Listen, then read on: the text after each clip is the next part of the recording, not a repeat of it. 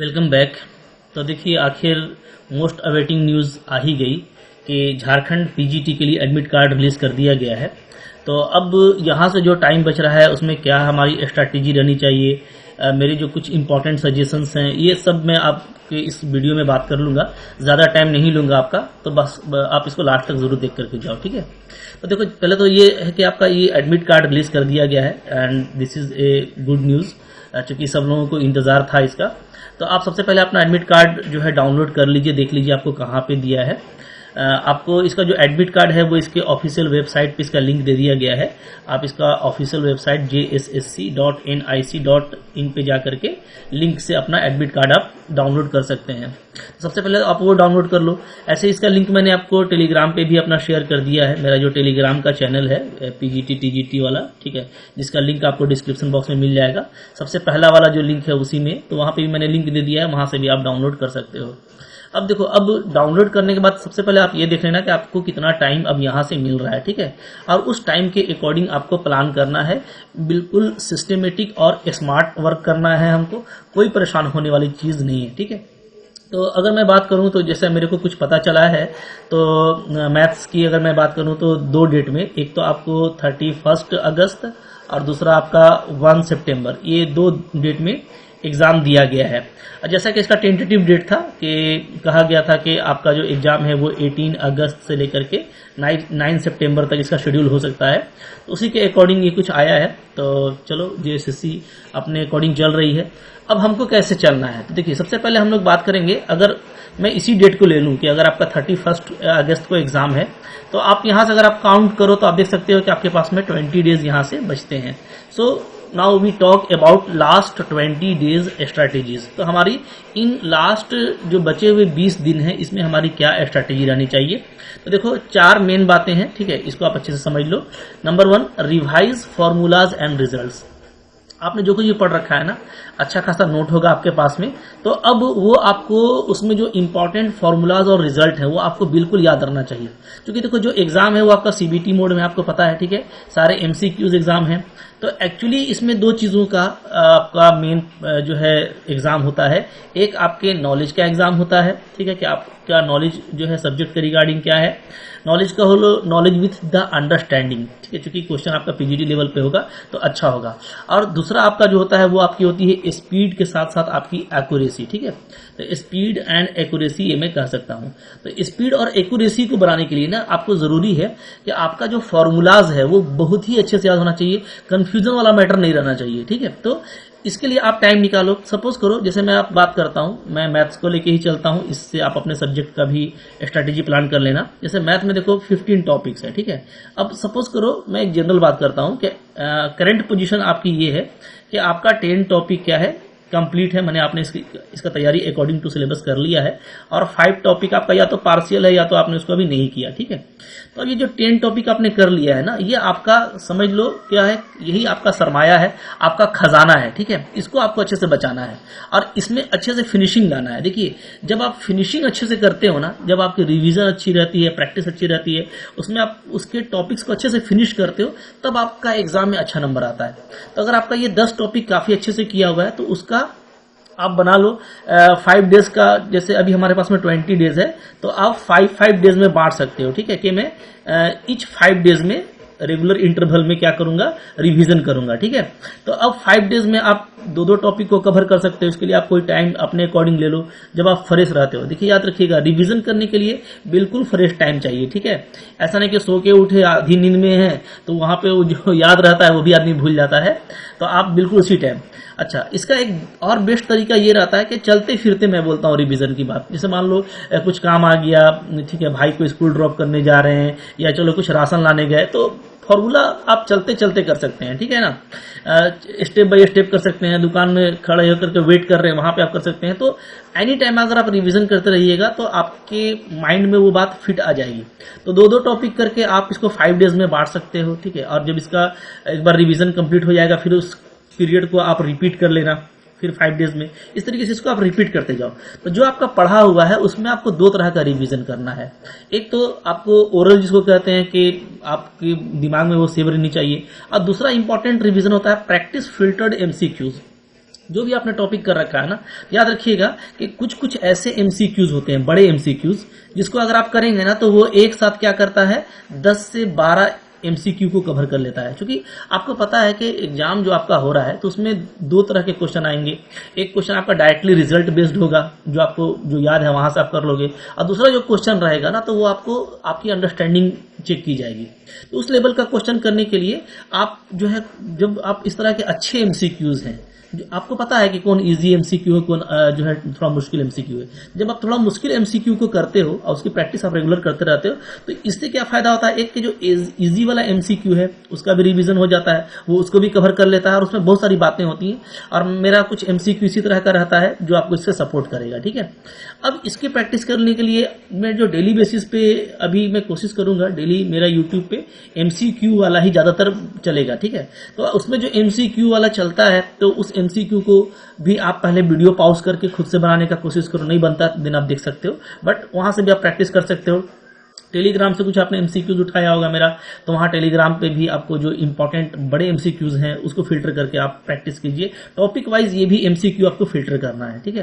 जैसे मान लो आज मंडे है तो मंडे के दिन अगर मैं रियल एनालिसिस की एमसीक्यूज प्रैक्टिस कर रहा हूं तो ट्यूसडे के दिन फिर मैं लीनियर अलजेब्रा की कर लूं, ठीक है। फिर वेंसडे को मैं कॉम्प्लेक्स एनालिसिस की कर लूं। इस तरीके से आप बांट लो।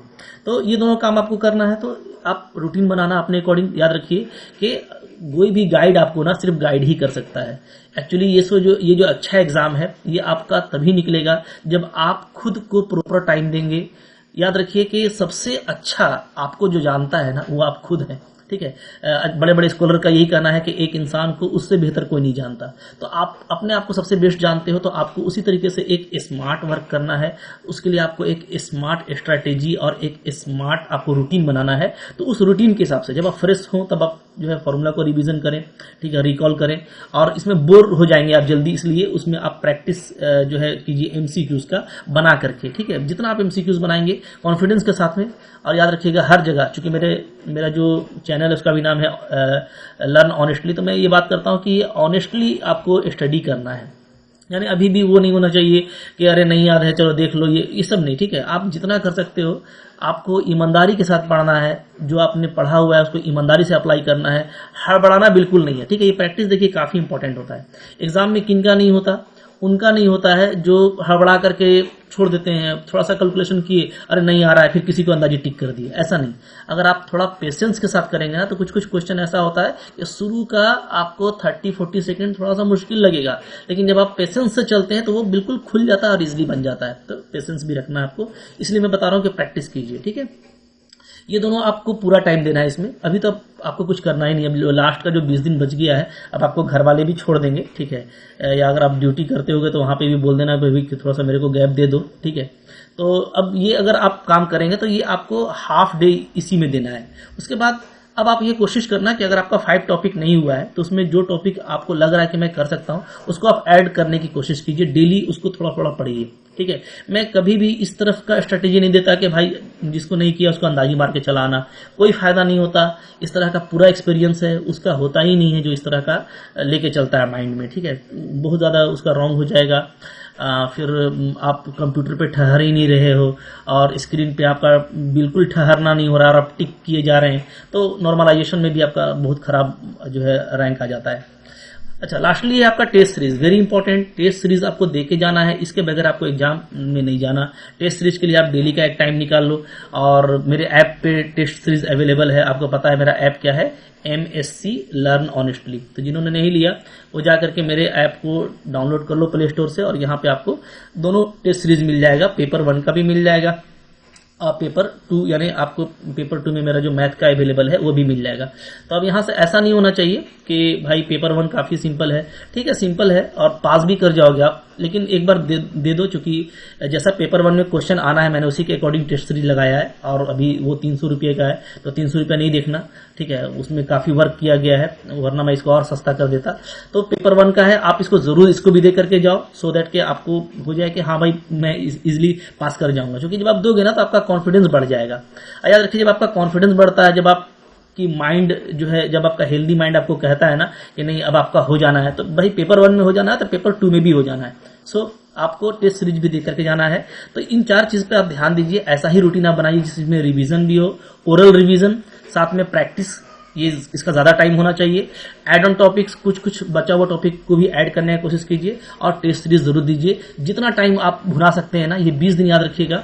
हम लोग कहते हैं ना कि जनरली गाड़ी किस स्पीड से चलती है, 80 और 100 की स्पीड से चलती है, लेकिन ये जो 20 दिन है ना, ये मैं आपको बता रहा हूं कि 180 के ओवर स्पीड से आपका दिमाग चलेगा। ठीक है, मैं कार का एग्जांपल दे रहा हूं, इतना स्पीड से, क्योंकि अब कंसंट्रेशन काफी हाई रहता है। अब मेरा कोई काम ही नहीं है ना, तो आपको इस बार बिल्कुल ठान लेना है अपने माइंड में कि भाई ये मेरा लास्ट एग्जाम है। अपने दिमाग को कह दो ये मेरा लास्ट एग्जाम है, ठीक है, इसमें मेरे को होना है, तो डेफिनेटली आपका होगा। आपको पॉजिटिव रहना है।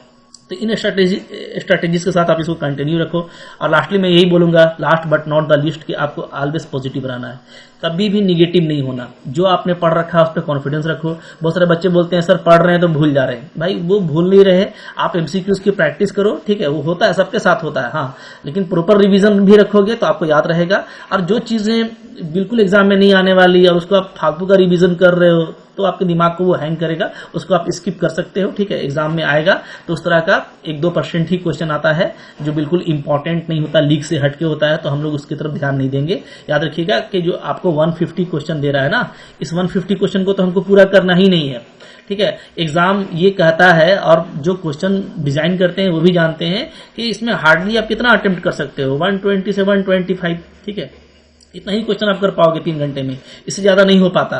तो इतना ही क्वेश्चन करना है, तो 20-25 क्वेश्चन तो आपके पास में ऐसे भी एक्स्ट्रा है। ठीक है, तो आपको ये लेके चलना है कि जो क्वेश्चन मैं जानता हूं, ठीक है, उसको मैं हिट करूंगा, जो मैं कैलकुलेशन कर सकता हूं उसको मैं हिट करूंगा। बिल्कुल स्क्रीन पे गए और निगेटिव जो है कोई भी एक क्लिक कर दिया, वैसा नहीं। हाँ ठीक है, आपको कुछ लगता है कि इसमें से ये करेक्ट है, उसको आप कर दो, लेकिन बिल्कुल ही मतलब कि बहुत ज्यादा निगेटिव मार्किंग तो नहीं है, बट आप इस तरह का बहुत ज्यादा रॉन्ग जो है टच करने का कोशिश मत करना। ठीक है, नेक्स्ट है देखो, अवॉइड ओवर थिंकिंग। ठीक है, आपको ज्यादा सोचने से भी बचना है भाई, सोचने से कुछ नहीं होता, याद रखो। ठीक है, करने से होता है।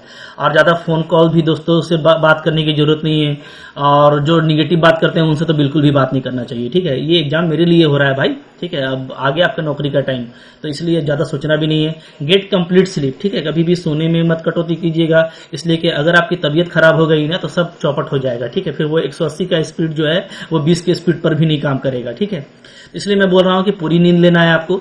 और मैं तो हमेशा अपने बारे में कहता हूँ कि अगर मैं हेल्दी रहा तो मैं कर लूंगा, मेरे को ये लगता है, क्योंकि मैं पढ़ने का हम लोगों का उस तरह का स्ट्रेटेजी रहता है, वैसा हम लोगों का स्पीड रहता है। ठीक है, तो आप सबसे पहले पूरी नींद लेना ताकि आपकी तबीयत ना बिगड़े, और ईट हेल्दी। ठीक है, थोड़ा स्पाइसी और बाहर का खाना भी कुछ दिन के लिए छोड़ दीजिए, इसलिए कि आपको पता है कि अगर पेट खराब हुआ तो फिर सेहत भी खराब होता है और उस तरह से फिर पढ़ने में मन नहीं लगता, बहुत ऊंघ आती है। तो अपने आप को फ्रेश रखने का कोशिश कीजिए, घर का खाना खाइएगा तो फ्रेश रहिएगा। ठीक है, तो इन बातों को आपको फॉलो करना है। डेफिनेटली आप इन बातों के साथ चलेंगे ना और कुछ अपनी प्लानिंग को ऐड करेंगे, अपनी स्मार्टनेस को इसमें ऐड करेंगे, इस बार ये एग्जाम आपका होकर रहना है। आप ही के लिए एग्जाम हो रहा है, बिल्कुल मन में ठान के रखिए, कॉन्फिडेंट रहिए, मुस्कुराते रहिए और कोशिश किए जाइए। जो आपको करना है वो सारा काम किया जाइए, डेफिनेटली आपका एग्जाम में हो जाएगा। तो मैं बेस्ट विशेष करता हूँ आप लोगों के लिए। लगे रहिए, डेली मैं आपके साथ टच में रहूंगा। जब भी इस तरह का कुछ मेरे को लगेगा कि आपको गाइड करना है, मैं आपके साथ आता रहूंगा। तो आप जो है अभी से पॉजिटिव होकर के लग जाओ, डेफिनेटली एग्जाम आपका होकर रहेगा। ठीक है, थैंक यू वेरी मच।